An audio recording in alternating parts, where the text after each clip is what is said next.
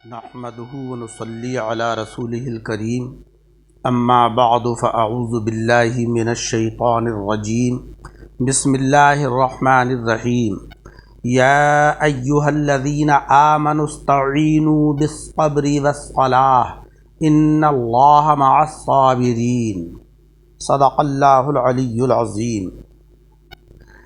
سامعین اکرام، آج کے درس میں سورہ بقرہ کی آیت نمبر 153 تلاوت کی ہے، جس میں اللہ رب العزت نے فرمایا کہ اے وہ لوگوں کہ جو ایمان لائے، صبر اور نماز سے مدد لو، بے شک اللہ تبارک و تعالی صبر کرنے والوں کے ساتھ ہے۔ پچھلی آیتوں میں مسلمانوں کو ذکر و شکر کا حکم دیا گیا تھا کہ تم مجھے یاد کرو اور میری نعمتوں کا شکر ادا کرو، جو ساری بدنی اور مالی عبادات کو شامل ہے، اور کفران نعمت سے منع کیا گیا تھا جس میں سارے گناہ داخل ہیں۔ اس پر پورا عمل کرنا دشوار تھا، لہذا اب صبر اور نماز کا حکم دیا جا رہا ہے جس سے ان میں مدد ملے، یعنی صبر اور نماز سے ذکر و شکر میں مدد لو۔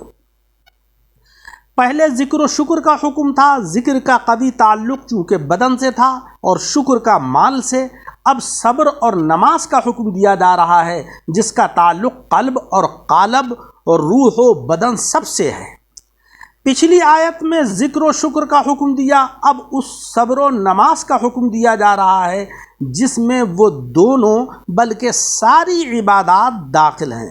گویا پہلے مفرد نسخے بتائے گئے اور اب مرکب معجون بتائے جا رہے ہیں۔ پہلے بلا واسطہ ذکر و شکر کا حکم تھا، اب بالواسطہ کا ذکر ہے، کیونکہ صبر اور نماز بالواسطہ ذکر بھی ہیں اور شکر بھی ہیں۔ پہلے اللہ تبارک و تعالیٰ نے ذکر و شکر کا حکم دیا تھا، اب کفران نعمت کی ممانعت اور ان میں سے ہر ایک کی لاکھوں قسمیں تھیں جن سب کا ادا کرنا بظاہر دشوار تھا، اب اس چیز کی تعلیم دی جا رہی ہے جس میں سب پر عمل ہو جائے، کیونکہ صبر کرنے والا اور نماز پڑھنے والا اللہ کے فضل و کرم سے ہر قسم کا ذکر و شکر کرتا ہے۔ پچھلی آیت میں شکر کا حکم تھا، اب صبر کا حکم دیا جا رہا ہے تاکہ معلوم ہو جائے کہ تم پر ہمیشہ نعمتیں ہی نعمتیں نازل ہوں گی، تاکہ تم ہمیشہ شکر ہی ادا کرتے رہو، بلکہ کبھی مصیبتیں بھی آئیں گی تاکہ تم کو صابر بنا کر صبر کا ثواب بھی دیا جائے۔ صبر و شکر بندگی کے دو پر ہیں جن سے بندہ پرواز کر کے دروازے محبوب تک پہنچتا ہے۔ گویا ایک پر کا ذکر پہلی آیت میں تھا اور دوسرے پر کا ذکر اس آیت میں ہے۔ یا ایھا الذین آمنوا، یا حرف ندا ہے، الذین اسم موصول اور آمنوا یہ فعل ماضی کا صیغہ ہے۔ اے وہ لوگ کہ جو ایمان لائے، اگرچہ پہلے ہی سے مسلمانوں سے خطاب ہو رہا ہے، مگر چونکہ اب دشوار باتوں کا حکم ہے لہذا نئے خطاب سے ان کی عزت افزائی فرمائی گئی ہے کہ اے وہ لوگوں کہ جو ایمان لا کر اپنا جان و مال ہمارے ہاتھ فروخت کر چکے، تم یہ دو عمل کرو، کیونکہ اب تمہاری ہر چیز ہماری ہے۔ نیز ادھر اشارہ کرنا ہے کہ ایمان کے بغیر صبر اور نماز ساری عبادات بے مقصد ہیں۔ عبادتوں کے لیے ایمان ایسا ہی ضروری ہے جیسے نماز کے لیے جسم اور کپڑے کی پاکی ضروری ہے۔ اسی لیے ایمان کو فعل ماضی کے صیغے سے تعبیر فرمایا آمنو، اور صبر اور نماز کا حکم دیا جو امر کا صیغہ ہے، جو مستقبل پر دلالت کرتا ہے۔ حق یہ ہے کہ ایمان والوں کے خطاب میں ہر جگہ حضور صلی اللہ علیہ وسلم داخل نہیں ہوتے ہیں۔ آپ کا خطاب یا ایھا النبی، یا ایھا المدثر، یا ایھا المزمل، نیز مختلف انداز سے آپ کو خطاب کیا جاتا ہے۔ کسی سے کہا او بے وقوف تو اس سے معلوم ہوا کہ اب عتاب اور سزا ہوگی، اور اگر کسی سے کہا او پیارے تو معلوم ہوا کہ اب کرم ہوگا، عنایت ہوگی، رحمت ہوگی، اور اگر کسی سے کہا او بہادر تو اس سے معلوم ہوا کہ کوئی سخت کام دیا جائے گا۔ عرض کیا کہ اے مالک و مولا، تو اس سے معلوم ہوا کہ معافی چاہی جائے گی۔ اللہ تبارک و تعالیٰ نے ہم کو اس آیت میں مومن کے لفظ سے خطاب فرمایا ہے، اپنے کرم خاص کا اظہار فرمایا تاکہ مشقتیں آسان ہو جائیں۔ ایمان کی حقیقت علماء کرام کے نزدیک یہ ہے کہ تمام ضروریات دین کو مانا جائے، کسی کا انکار نہ ہو۔ حضرات صوفیاء کرام کے نزدیک ایمان یہ ہے کہ حضرت جناب محمد مصطفیٰ صلی اللہ علیہ وسلم کو اس طرح مانا جائے کہ عقل قرباں کن بپیش مصطفیٰ۔ اس خطاب سے معلوم ہوتا ہے کہ ہماری عزت مال و دولت سے نہیں ہے، مومن ہونے سے ہے۔ موحد ہونا کمال نہیں ہے، موحد تو ابلیس بھی ہے، مومن ہونا کمال ہے۔ قبر کے اندر توحید کے سوال کے بعد حضور کی پہچان کرائی جاتی ہے، کیونکہ ایمان کا امتحان ہے۔ آسمانی دین نبوت سے بنتے ہیں، نہ کہ توحید سے۔ دیکھو یہودیت، عیسائیت، اسلام الگ الگ دین ہیں، مگر توحید سب میں موجود ہے، منسوخ نہیں ہوئی توحید۔ نبوت ہی میں فرق ہے، وہی منسوخ ہوئی۔ آیت کریمہ میں ہے کہ یا ایھا الذین آمنوا استعینوا، یہ استعینوا استعانت کے معنی اور اس کے احکام ایاک نستعین میں گزر چکے ہیں۔ اب آپ اتنا سمجھ لیجئے کہ یہاں پر تھوڑی سی عبارت پوشیدہ ہے، یعنی ہر بھلائی کرنے اور ہر برائی کو چھوڑنے میں صبر اور نماز سے مدد لو۔ بے نمازی کا کوئی ورد، کوئی وظیفہ قبول نہیں ہوتا ہے، نہ اس کے اندر تاثیر پیدا ہوتی ہے۔ تارک فرض کہ جو نوافل ہوتے ہیں وہ بھی قبول نہیں ہوتے ہیں۔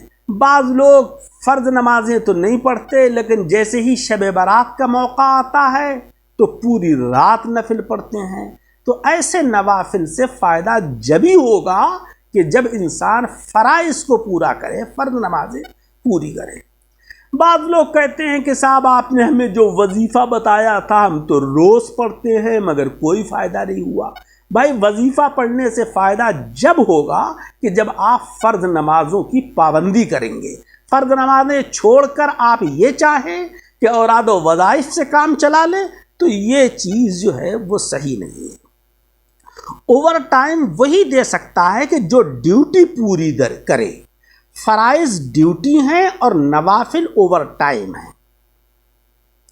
استعینوا بالصبر، صبر کے لفظی معنی ہے رکنا یا روکنا، چونکہ اللہ تبارک و تعالیٰ بھی گناہ گاروں کی جلدی پکڑ نہیں فرماتا، انہیں مہلت دیتا ہے، لہذا اس کا نام بھی صبور ہے۔ یعنی رب کے لیے صبر کے معنی ہے مہلت دینا، اور یہ بات خیال رہے کہ رب کا مہلت دینا کسی کے لیے تو رحمت ہے اور کسی کے لیے عذاب ہے۔ اس لیے جسے اس لیے مہلت دی جائے کہ آخر کار وہ توبہ کر کے نیکیوں کے زمرے میں آنے والا ہے، تو یہ مہلت اس کے لیے رحمت ہے۔ اور اگر مہلت کا منشا یہ ہے کہ بندہ اور زیادہ گناہ کر کے بڑے عذاب کا مستحق ہو جائے تو اس کے لیے یہ مہلت عذاب ہے۔ دیکھو اللہ رب العزت نے فرعون کو مہلت دی تھی، اور حضرت موسیٰ علیہ السلام کے جادوگروں کو بھی مہلت دی، مگر فرعون کے لیے یہ مہلت اللہ کا غضب تھی اور جادوگروں کے لیے اللہ کی رحمت تھی۔ انہوں نے اسلام کو قبول کیا، ایمان لائے اور حضرت موسیٰ علیہ السلام کے صحابہ میں شمار ہوئے۔ ہمارے لیے صبر کے معنی ہے برائیوں سے رکنا۔ یہ بات ذہن نشیں رہے کہ صبر کی بہت سی قسمیں ہیں اور بے شمار فائدے ہیں، جن کا کہ ذکر انشاءاللہ آگے بیان ہوگا۔ یہاں اتنا سمجھیے کہ صبر کی دو قسمیں ہیں، جسمانی اور نفسانی۔ صبر جسمانی بدن پر مشقتیں جھیل جانے کا نام ہے، اور صبر نفسانی نفس کو برائیوں سے روکنے اور بھلائیوں پر قائم رکھنے کو کہتے ہیں۔ تفسیر عزیزی سے ظاہر ہوتا ہے کہ صبر کی بنا عقل و شہوت پر ہے۔ فرشتوں میں عقل ہے اور شہوت نہیں ہے، اور جانوروں میں شہوت ہے، عقل نہیں ہے۔ پھر انسان بھی بچپن میں عقل سے خالی، جانوروں کی طرح صرف کھانے پینے کا خواہش مند، اس لیے انہیں صبر کا حکم نہیں تھا۔ جوانی میں جب شہوت و عقل جمع ہوئے تب صبر کا حکم ہوا، کیونکہ صبر میں چھوڑنا ہے اور نماز میں عمل کرنا ہے، اور ظاہر ہے کہ ترک جو ہے وہ عمل سے پہلے ہے، لہذا صبر کو پہلے بیان کیا اور فرمایا کہ اے مسلمانوں، ہر موقع پر صبر سے مدد لو، اور اگر صبر دشوار ہو تو ایک تریاق مجرب اور بتاتے ہیں جو چند چیزوں سے مرکب ہے، اور وہ ہے صلاۃ یعنی نماز۔ اگرچہ نماز میں ذکر، فکر، شکر، دعا وغیرہ ساری عبادتیں ہیں، مگر صبر اس کا رکن اعلیٰ ہے، کیونکہ صبر کھانا پینا، چلنا پھرنا، ہنسنا بولنا، بلکہ ادھر ادھر دیکھنا، غرض کے سارے دنیاوی کاموں سے روک دیتا ہے، اور نمازی ان سب پابندیوں کو بخوشی برداشت کرتا ہے، لہذا اسے صبر کے ساتھ رکھا گیا، یعنی نماز کو۔ اسی لیے نماز، روزہ اور زکوٰۃ سے اعلیٰ مانی گئی ہے کہ ان میں صرف 2-4 پابندیاں ہیں، اور نماز کے اندر سینکڑوں پابندیاں ہیں۔ اسی لیے نماز ہر مصیبت میں کام آتی ہے، اور یہ کہ مسلمانوں کی نماز جو ہے وہ معراج ہے، الصلاۃ معراج المؤمنین۔ ان دونوں کے بے شمار دنیاوی اور دینی فائدے ہیں، اور سب سے بڑا فائدہ جو ہے صبر اور نماز کا وہ یہ ہے، ان اللہ مع الصابرین، بے شک اللہ صبر کرنے والوں کے ساتھ ہے۔ تو میرے عزیزوں، مصائب و آلام کے اوپر صبر کیجئے اور نمازوں کی پابندی کیجئے، اس میں اللہ تبارک و تعالیٰ کی معیت اور اس کا ساتھ نصیب ہوتا ہے، اور جن کے ساتھ اللہ تبارک و تعالیٰ ہو تو اس کے لیے دنیا میں بھی عزت و وقار اور آخرت میں بھی سرخروئی ہے۔ اللہ تبارک و تعالیٰ مجھے اور آپ سب حضرات کو عمل کی توفیق عطا فرمائے۔ آمین۔ وآخر دعوانا ان الحمد للہ رب العالمین۔